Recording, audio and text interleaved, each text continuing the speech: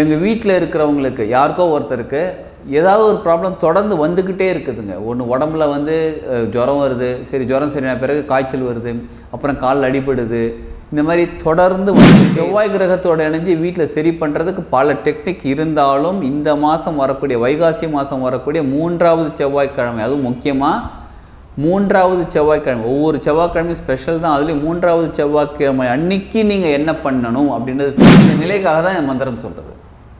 சரிங்களா? அந்த நிலை வந்த பிறகு அப்படியே அமைதியாக உட்காந்துருங்க. எப்போ ஏந்திரிக்கிறதுன்னு கேட்குறீங்களா?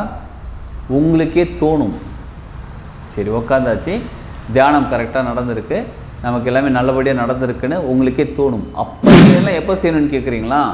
காலையில் செவ்வாய் வரையில் செய்யுங்க. காலையில் 6 மணிலேருந்து 7 மணி வரையிலும் செவ்வாய் வரை. அப்போ காலையில் சீக்கிரம் எழுந்திரிச்சு குளிச்சுட்டு வாழ்க வளமுடன். Healing hands education healing centre தங்களை அன்புடன் வரவேற்கிறது. எங்கள் வீட்டில் இருக்கிறவங்களுக்கு யாருக்கோ ஒருத்தருக்கு ஏதாவது ஒரு ப்ராப்ளம் தொடர்ந்து வந்துக்கிட்டே இருக்குதுங்க. ஒன்று உடம்புல வந்து ஜுரம் வருது, சரி ஜுரம் சரியான பிறகு காய்ச்சல் வருது, அப்புறம் காலில் அடிபடுது, இந்த மாதிரி தொடர்ந்து வந்துக்கிட்டே இருக்குது. சிலருக்கு ரொம்ப வருஷமாக இந்த நோய் இருக்குதுங்க. எவ்வளோ மெடிசன் சாப்பிட்டாச்சு, சாதாரணமாக டாக்டர்கிட்ட போய் பார்த்தா இதெல்லாம் சீக்கிரம் க்யூர் ஆகிடும், உங்களுக்கு ஏன் க்யூரே ஆக மாட்டேங்குதுன்னு தெரியலன்றாங்க. சிலருக்கு க்யூர் ஆகவே மாட்டேங்குது, அதாவது க்யூரே ஆகாத நோய்கள்லாம் இந்த மாதிரி இருக்குது. இதெல்லாம் தொடர்ந்து இருந்துக்கிட்டே இருக்குது. இந்த மாதிரி வீட்டில் இருக்கிறவங்களுக்கோ இல்லை உங்களுக்கோ யாரோ ஒருத்தருக்கு இந்த மாதிரி ப்ராப்ளம் இருந்துக்கிட்டே இருக்குது அப்படின்னாலே என்ன தெரியுமா அர்த்தம்? செவ்வாய் கிரகத்தோட இணைஞ்சு வீட்டில் சரியில்லைன்னு அர்த்தம். முக்கியமாக தான்.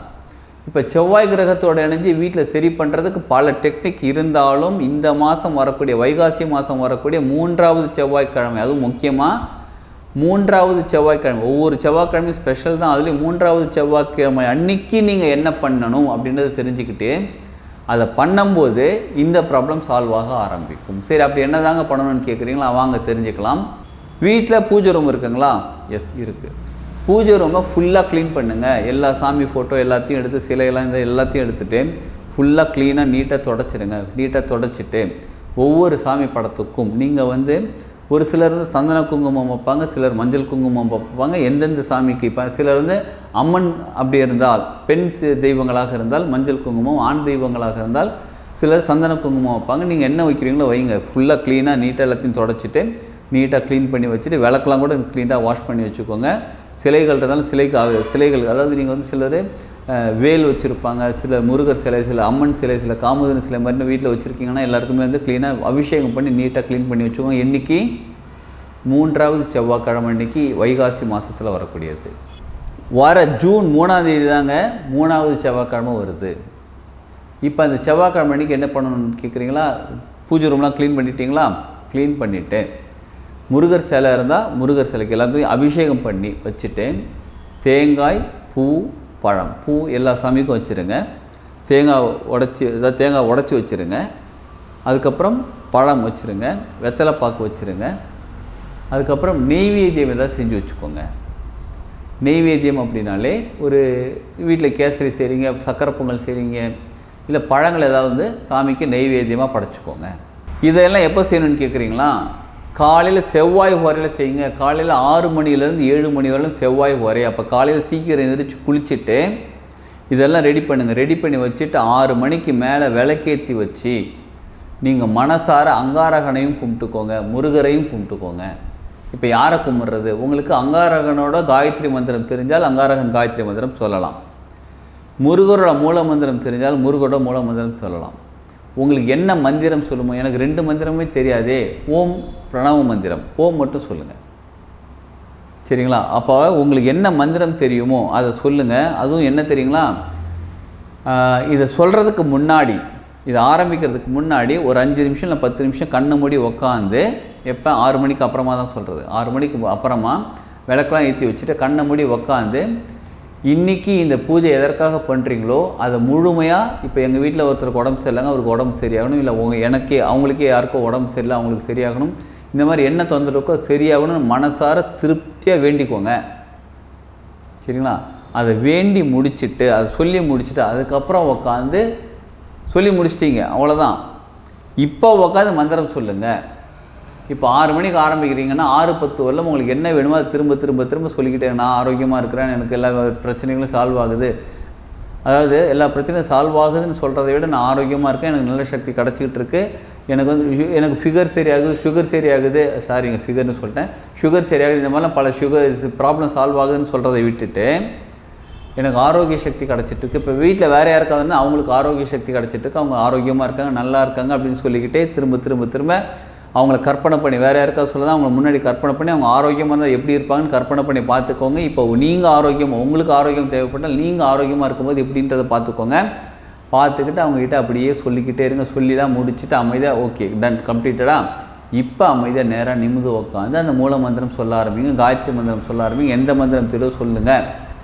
மனசார் எவ்வளோ நேரம் சொல்லணும் கவுண்டே பண்ணாதீங்க, சொல்லிக்கிட்டே இருங்க. சொல்ல ஒருவித ஃப்ரீக்குவன்சி ஒரு வைப்ரேஷனுக்குள்ளே போயிட்டு உங்கள் மனசு அமைதி அடைய ஆரம்பிக்கும்.